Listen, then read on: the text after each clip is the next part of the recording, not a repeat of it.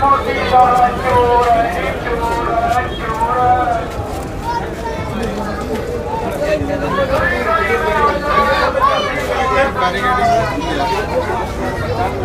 ना कल तक इन्होंने ना टायरों के जो हवा कड्ढी हुई भरी ना अज भरी हुई है इन्होंने हवा।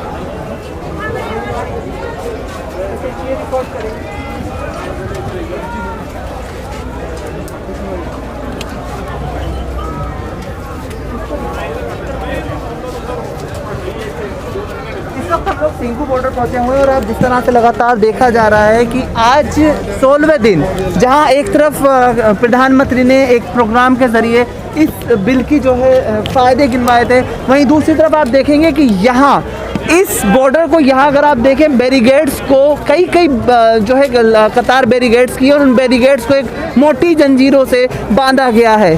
साफ इससे अंदाज़ा लगाया जा सकता है कि सरकार जो है इन कानूनों पे क्या रुख अपना रही है। जहाँ लगातार जो किसान है वो अपनी मांग कर रहे हैं कि ये अगर उनके फ़ायदे का भी है तो किसानों को नहीं चाहिए। जब किसान इस बात पर लगातार कह रहे हैं तो आखिर कौन सी वो चीज़ है, क्या ऐसी बातें हैं जो प्रधानमंत्री नरेंद्र मोदी को इस हद तक सख्ती बरतने के लिए फोर्स को जो है कहना पड़ रहा है। यहाँ आप साफ देख पा रहे हैं कि कैसे एक के बाद एक बैरिकेड आप पहले देखेंगे और उस पर एक जो कांटों का जो तार होता है उससे उस बैरिकेड को बांधा गया है। उसके पीछे जो है पत्थरों के भारी भारी बैरिकेड। हालांकि ये वही किसान हैं जिनके लिए खाइयाँ भी खोदी गई थी और इन किसानों ने जो है उन खाइयों को भी भरते हुए यहाँ दिल्ली के इस बॉर्डर तक रुख किया था।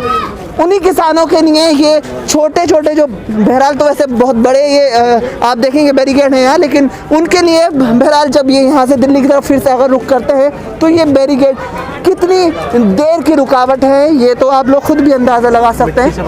बहरहाल अब यहाँ अगर हम आपको दिखाएं बैरिकेड्स के पीछे भी जो है तैयारियां हैं प्रशासन की, सरकार की, फोर्स की। बड़े बड़े जो डंपर यहाँ आप देख रहे हैं इन डंपरों को मिट्टी से भरा गया है। हर तरह से कोशिश है कि किसान अगर आगे ये आंदोलन अगर उग्र होता है, अगर किसान दिल्ली की तरफ रुख करते हैं तो उनको किन तरह से रोका जा सकता है। हर मुमकिन कोशिश किसानों को रोकने की यहाँ बॉर्डर पे बैरिकेड्स, बड़े बड़े मिट्टी के डंपर और दूसरे तमाम चीज़ों से कोशिश की गई है। अगर आगे की तरफ आपको हम कैमरे से दिखाने की कोशिश करेंगे तो आप देखेंगे कि इन बैरिकेड्स के आगे भी कई कतारें जो हैं बैरिकेड्स की वो आपको दिखेंगी। बड़ी फोर्स यहाँ आपको दिखेगी। सवाल ये उठता है कि क्या सरकार ऐसा कोई रुख अपना सकती है जिसके लिए सरकार इन बॉर्डर्स पर तैयारी कर रही है। साथ ही सवाल ये भी उठता है कि अगर ये तैयारियां सरकार कर रही है तो आखिर मंशा क्या है।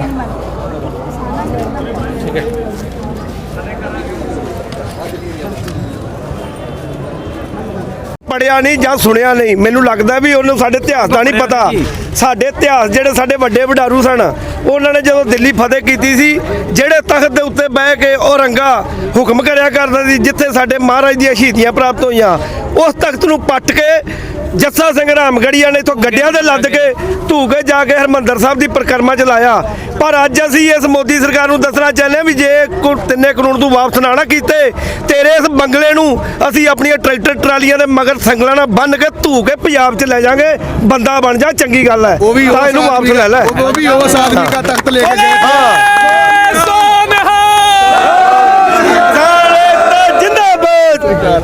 बोल रहे जी, बोलो वो तख्त भी उन लोगों का था जिसने 1000 साल राज किया था इस देश में। उन लोगों का तख्त था वो। अभी तो राज भी 7 साल 6 साल ही हुए हैं। 1000 साल राज था जो की जमीन में पूरी गई नहीं है। जे 1000 जो है ना मुगलों के पीछे पड़े रहे थे, ठीक है, 150 साल गोरे के पीछे पड़े रहे थे, अब पड़ गए हैं मोदी के पीछे। अब देखी जाए कि मोदी कहाँ तक भागता, हम कहाँ तक पीछे पीछे जाते हैं। वही इसका होगा जो बोलता ना मैं फकीर हूँ और 17 लाख के ब्रांडेड जो ब्लेजर पहनता ना, तो 10 लाख का कोट, ठीक है ना, 10 लाख का कोट जो पहनता ना फकीर आदमी है, खालिस्तानी के नारे लगा रहे हैं। नहीं मीडिया बोलता है, अगर जो मोदी मीडिया बोल रहा है अगर वो खालिस्तानी है, नहीं, हमारे गुरु तेग बहादुर जी ने हिंदुओं के लिए शहीदी दी थी, शीशगंज, चांदनी चौक। हम हर धर्म का सम्मान करते हैं। हमारे सिख भाई बॉर्डरों पे हैं, कोई खालिस्तान नहीं है। देश की एकता है ये। अगर खालिस्तानी होता तो किसान हिंदुस्तान की रोटी और चावल के लिए यहाँ सड़कों पे ना आता। हाँ 10 लाख से ज्यादा लोग आ रखे हैं। हमारा इंसानियत के नाते हक बनता है कि हम एक इंसान, मेरे घर का कोई बंदा किसान नहीं है, बट हम इसलिए हैं क्योंकि ये हमारे लिए वो खाना उगाते हैं, ये सिर्फ दालें उगाते हैं, रोटी उगाते हैं, चावल उगाते हैं हमारे लिए। किसानों अगर ये नहीं होगा तो हम कैसे जिएंगे इस देश पे? आम लोगों के लिए बादशाही है ये सारी। ये जो लोग उठे हैं ये हमारे लिए है। 500 किलोमीटर 600 किलोमीटर से इतनी ठंडी रातों में किस लिए रह रहे हैं? किसान ये हमारे लिए ले रहे हैं। किसान तो फिर भी उपजा के अपना खा किसान लेगा, तो अपना उपजा के अपने घर का कर्जा निकाल ठीक लेगा, है तो ना? आप कहाँ से होगे? बाकी लोग कहाँ से खाएंगे? अगर हम बोना ही बंद कर दें, 2 कहाँ से साल या कॉर्पोरेट 3 साल चलेगा? के लिए हम बंद कर दें कि हम फसल बोएंगे ही नहीं, चाहे कुछ भी हो जाए, तो देश कहाँ से खाएगा?